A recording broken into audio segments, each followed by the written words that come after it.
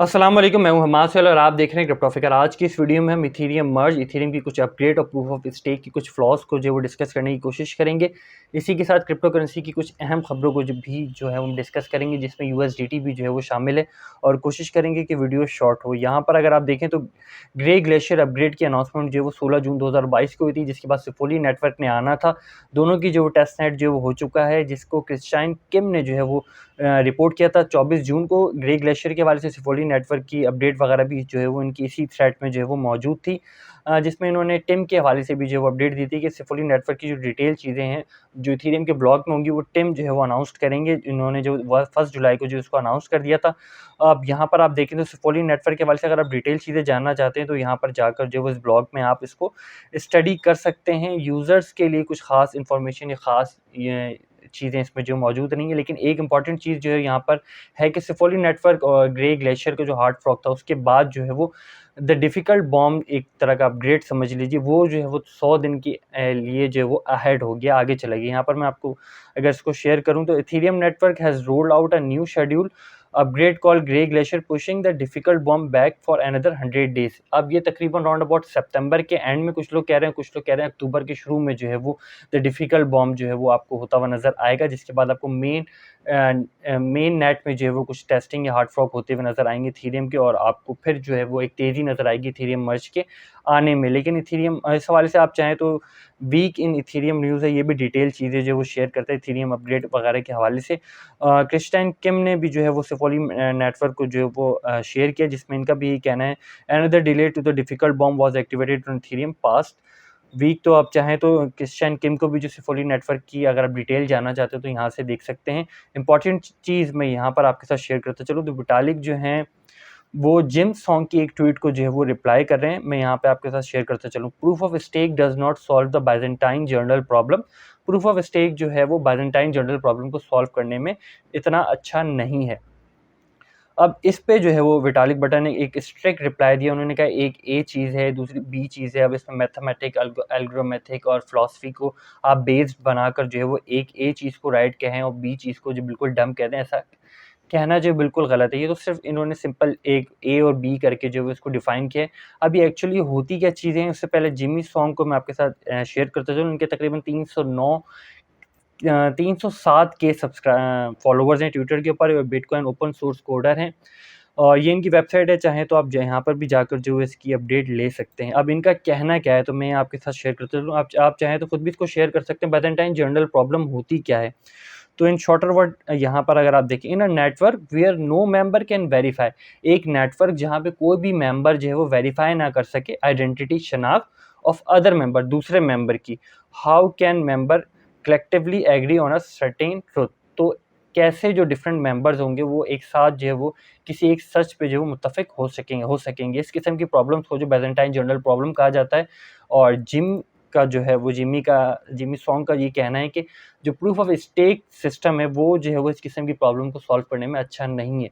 इसी को अगर आप दूसरे पैराए में देखें तो आपको एलन मस्क की भी जो इन्वेस्टमेंट है वो प्रूफ ऑफ वर्क में नज़र आती है, प्रूफ ऑफ स्टेक में नज़र नहीं आती। उन्होंने डॉजकॉइन को सिलेक्ट किया था instead of Ethereum. I card में आपको वीडियो नज़र आ रही होगी, इसमें इस फिनोमेना को भी जब हमने डिटेल डिस्कस किया है कि इथेरियम ने कि एलन मस्क ने जो इथेरियम को सिलेक्ट क्यों नहीं किया, डॉजकॉइन को क्यों सिलेक्ट किया था। तो इन तमाम चीज़ों को जो है वो आप चाहें तो उस वीडियो में डिटेल देख सकते हैं।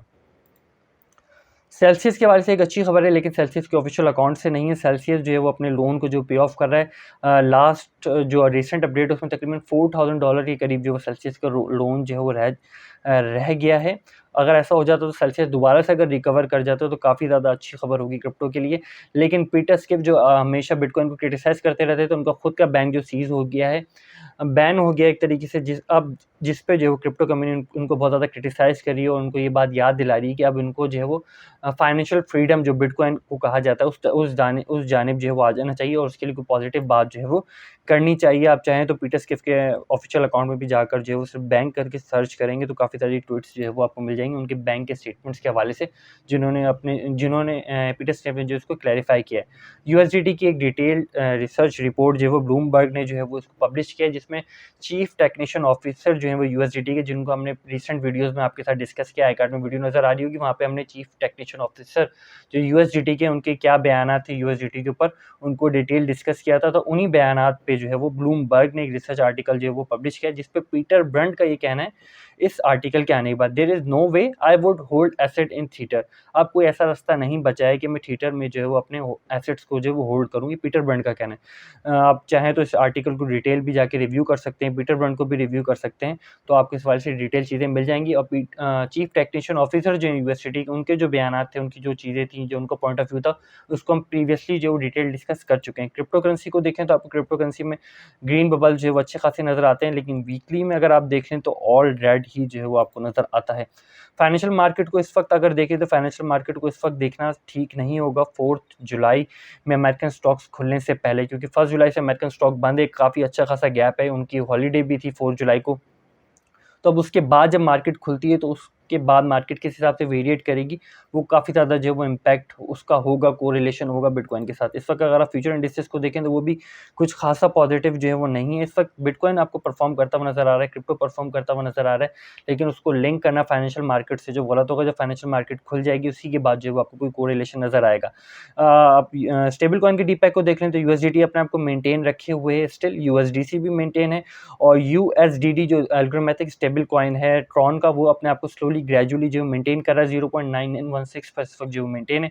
अगर बिटकॉइन यहाँ से एक और क्रैश लेता है उसके बाद भी अगर ये मेंटेन रहता है तो काफ़ी अच्छी बात होगी, इनके लिए स्टेबिलिटी होगी। और अगर ये अनमेंटेन होते हैं, डीपैक हो जाते हैं, तो ये और थ्रेट जो है वो बनते हुए नजर आएंगे।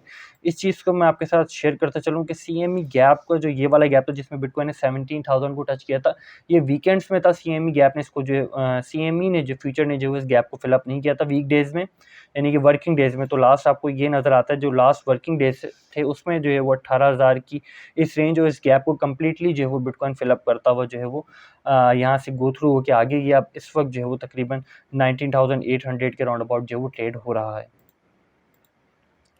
लार्जर टाइम फ्रेम में देखें तो आपको जो है वो वीकली कैंडल जो है वो नज़र आती है जो कि ग्रीनिश है, लेकिन स्टिल जो है वो 300-200 के दरमियानी बिटकॉइन जो है ट्रेड हो रहा है। और वीकली कैंडल का ट्रेंड भी देखें तो वो डाउनवर्ड ट्रेंड ही नज़र आता है जो 300 MA के क्लोज जा रहा है। लास्ट में कुछ न्यूज़ है उनको डिस्कस कर लेते हैं। गैरी टोकन नज़र आता है, गैरी टोकन का अगर आर्बिट्रेज देखें तो आपको KuCoin पे जो 0.04 इसकी प्राइस नज़र आती है, गेट आया वो 0.15 नज़र आती है। तो काफ़ी लोगों ने जो इसमें आर्बिट्रेज करके जो अच्छा खासा पैसा बनाने की कोशिश की। ये है वो गैरी टोकन, एक लो कैप कॉइन है। तो लो कैप कॉइन में इस किस्म की चीज़ें जो है वो होती रहती हैं। आप चाहें तो इनके ऑफिशियल पेज पे भी इसको फॉलो कर सकते हैं। नेक्स्ट जो बुरी खबर है वो वियॉल्ट के हवाले से इन्होंने अपनी जो विड्रॉल को जो पॉज कर दिया। ये इनके सीईओ हैं और ये वॉल्ट का जो है वो ऑफिशियल पेज है, आप चाहें तो यहाँ पर भी देख सकते हैं।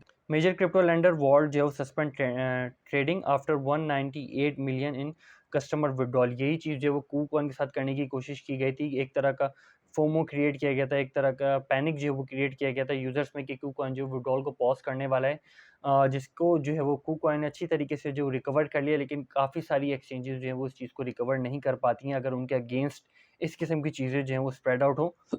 तो KuCoin तो नहीं हुआ, लेकिन जो है वो वॉल्ट जो है वो इस चीज़ का शिकार होता हुआ आपको नजर आया। इन्होंने अपने विड्रॉल को जो वो पॉज कर दिया है। जिमी सॉन्ग का जो आर्गुमेंट है प्रूफ ऑफ स्टेक के अगेंस्ट, आपको इस हवाले से क्या लगता है, आपकी इस बारे में क्या राय है, कमेंट में ज़रूर मेंशन कीजिएगा।